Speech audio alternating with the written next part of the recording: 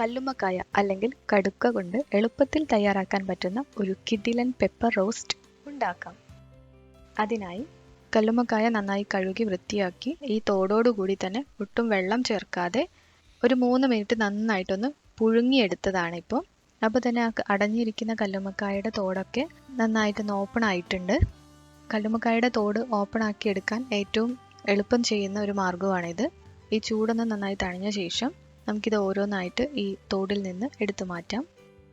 കോഴിക്കോട് ഭാഗത്തേക്കൊക്കെ കടുക്ക എന്നാണ് പറയുന്നത് ഈ കല്ലുമ്മക്കായ്ക്ക്.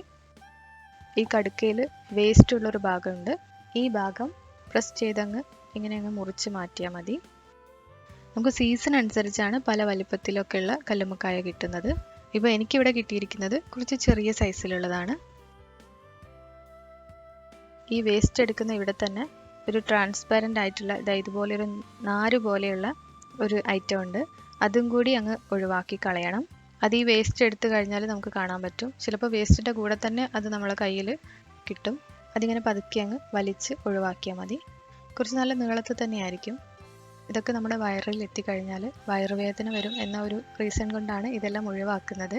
ഞങ്ങളുടെ ഭാഗത്തൊക്കെ ഇത് ക്ലീൻ ചെയ്യുന്ന സമയത്ത് തന്നെ ഈ വേസ്റ്റും അതിൻ്റെ കൂടെ തന്നെ വരുന്ന ആ ഒരു നീളത്തിൽ കാണുന്ന ഐറ്റവും ഒക്കെ പൊതുവെ ഒഴിവാക്കാറുണ്ട്. ഈ ക്ലീനിങ് ഒക്കെ കഴിഞ്ഞാൽ ഒരു 2-3 തവണ നന്നായിട്ടൊന്ന് വാഷ് ചെയ്ത ശേഷം ഇത് മാറ്റി വയ്ക്കാം. ഇനി നമുക്ക് കുക്കിംഗ് തുടങ്ങാം. ഈ പെപ്പർ ഫ്രൈയിലേക്ക് 3 മീഡിയം സൈസിലുള്ള സവാളയും 2 പഴുത്ത തക്കാളിയും 4 പച്ചമുളകും എടുത്തു. മറ്റ് ഇൻഗ്രീഡിയൻസ് ഒക്കെ ഞാൻ ചേർക്കുന്നതിനനുസരിച്ച് പറയാം. ഈ 3 സവാള നന്നായിട്ട് ചോപ്പറിലിട്ട് ചെറുതാക്കി എടുക്കാം. ഇനി ഒരു പാൻ ചൂടാക്കാൻ വെച്ച് അതിലേക്ക് 2 ടേബിൾ സ്പൂൺ വെളിച്ചെണ്ണ ഒഴിച്ച് ചെറുതാക്കി അരിഞ്ഞിരിക്കുന്ന ഉള്ളി ഇതിലേക്ക് ഇട്ട് കൊടുക്കാം. 1/2 ടീസ്പൂൺ ഉപ്പും കൂടി ചേർക്കാം. എന്നിട്ട് മീഡിയം ഫ്ലെയിമിൽ വെച്ച് നന്നായിട്ട് വാട്ടിയെടുക്കാം. ഉള്ളി നന്നായിട്ടൊന്ന് വാടിക്കഴിഞ്ഞാൽ ഇതിലേക്ക് നേരത്തെ എടുത്തു വെച്ചിരിക്കുന്ന 4 പച്ചമുളകും 1/2 ടീസ്പൂണോളം ഇഞ്ചിയും വെളുത്തുള്ളിയും നന്നായി ചതച്ചെടുത്തതും കൂടി ചേർക്കാം. ഇനി 1/2 ടീസ്പൂൺ മഞ്ഞൾപ്പൊടി, 1 ടീസ്പൂൺ മുളക് പൊടി, 1/2 ടീസ്പൂണോളം ഗരം മസാല പൗഡർ, 1/2 ടീസ്പൂൺ മല്ലിപ്പൊടി, 1 ടേബിൾ സ്പൂണോളം പെപ്പർ പൗഡർ എന്നിവയെല്ലാം ചേർത്ത് നന്നായിട്ട് ഇളക്കാം. പൊടികൾ ചേർക്കുന്ന ഈ സമയത്ത് ലോ ഫ്ലെയിമിലാണ് വെച്ചിരിക്കുന്നത്. 1 ടീസ്പൂൺ വെളിച്ചെണ്ണയും കൂടി ചേർത്ത് ഇതിൻ്റെയൊക്കെ ആ പച്ചച്ചുവ മാറുന്നത് വരെ നന്നായിട്ടൊന്ന് വാട്ടിയെടുക്കാം.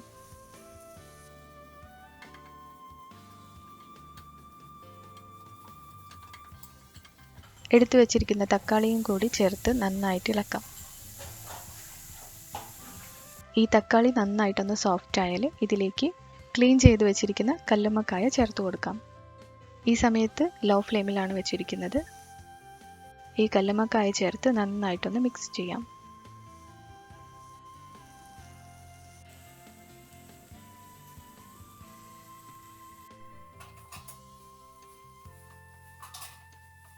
നമ്മൾ ആദ്യം കല്ലുമ്മക്കായ പുഴുങ്ങിയെടുക്കുന്ന സമയത്ത് ഒട്ടും വെള്ളം ചേർത്തിരുന്നില്ല.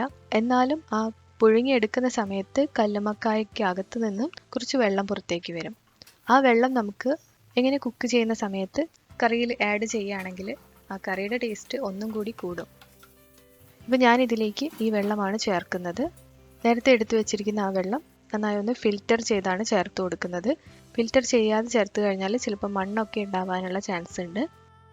വേറെ വെള്ളമൊന്നും ചേർക്കുന്നില്ല. കടുക്ക പുഴുങ്ങിയെടുത്ത ഈ വെള്ളം തന്നെ ചേർത്ത് കൊടുക്കാം. പുഴുങ്ങിയെടുത്ത വെള്ളം ഏകദേശം 1/2 കപ്പോളം ചേർത്ത് കൊടുത്തു.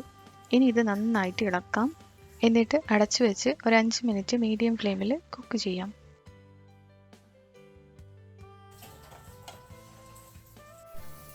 അഞ്ച് മിനിറ്റിന് ശേഷം വീണ്ടും ഒന്ന് ഇളക്കി കൊടുക്കാം.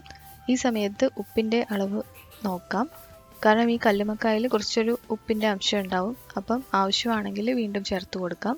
എന്നിട്ട് വീണ്ടും ഇളക്കി ഒരു 5 മിനിറ്റും കൂടി അടച്ചു വയ്ക്കാം.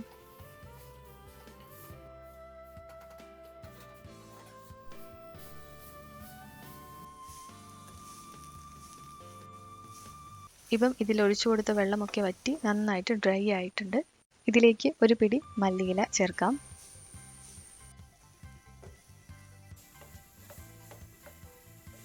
ഒരു ടേബിൾ സ്പൂണോളം പെപ്പർ പൗഡറും കൂടി ചേർത്തു. പെപ്പർ പൗഡർ നന്നായിട്ടൊന്ന് മിക്സ് ചെയ്ത് കൊടുക്കാം. എരിവ് ഇനിയും ആവശ്യമാണെങ്കിൽ വീണ്ടും പെപ്പർ പൗഡർ ചേർത്ത് കൊടുക്കാം. ഇനി ഇതിലേക്ക് അവസാനം കുറച്ച് കറിവേപ്പിലയും 1 ടേബിൾ സ്പൂണോളം വെളിച്ചെണ്ണയും കൂടി ഒഴിക്കാം. എന്നിട്ടൊന്ന് ഇളക്കി ഫ്ലെയിം സ്വിച്ച് ഓഫ് ചെയ്യാം. ഇനി നമുക്കിത് സെർവിങ് ബൗളിലേക്ക് മാറ്റാം. ചോറിൻ്റെ കൂടെയും ചപ്പാത്തിയുടെ കൂടെയും ഒക്കെ കഴിക്കാൻ പറ്റിയ ഒരു അടിപൊളി കല്ലുമക്കായ പെപ്പർ ഫ്രൈ ആണിത്. അപ്പം കല്ലുമക്കായ കിട്ടുന്ന സമയത്ത് എങ്ങനെയും കൂടി ഒന്ന് ട്രൈ ചെയ്ത് നോക്കൂ.